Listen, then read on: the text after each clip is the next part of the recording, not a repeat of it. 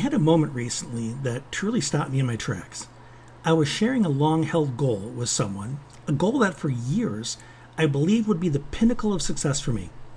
I wanted to fill the United Center in Chicago with people excited to hear me present. I was going to be the Tony Robbins of the autism world.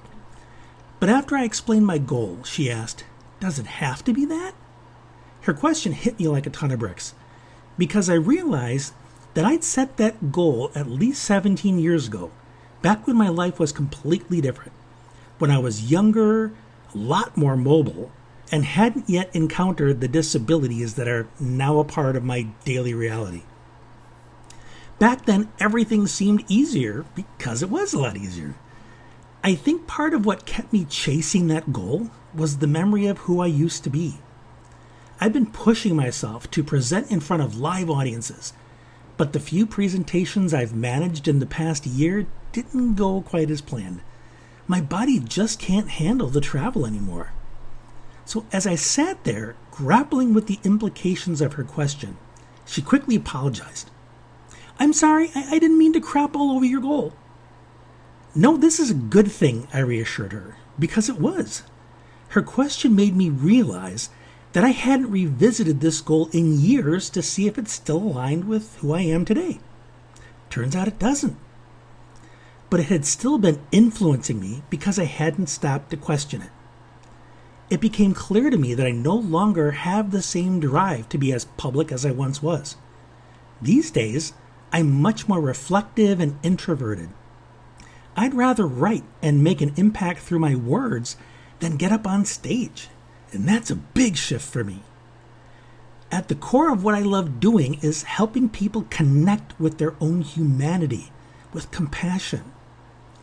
When we embrace our imperfections, we start to see that we're all just trying to navigate life, regardless of our diagnosis or the labels we carry. Beneath all the competitiveness and one-upsmanship lies a simple truth.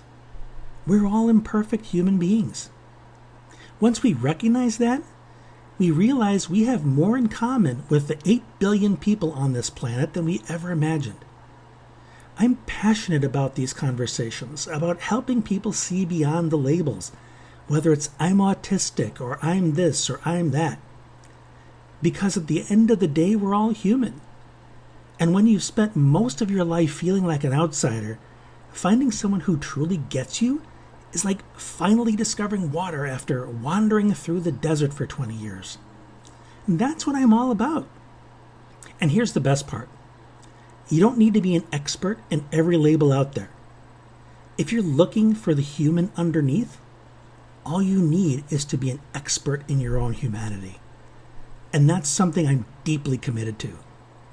Self-awareness, no matter how much it requires me to dig deep and work through my own stuff, is key. Because if connection is what I value most, I need to be emotionally available for it. And that means letting go of the guards, the armor, the baggage, and the blame that stand in the way. So where are you on your journey? Are you chasing goals that no longer serve who you've become, who you're becoming? I'd love to hear your story, your reflections, and how you've been embracing your humanity. Let's connect, because in a world of 8 billion people, none of us have to walk alone.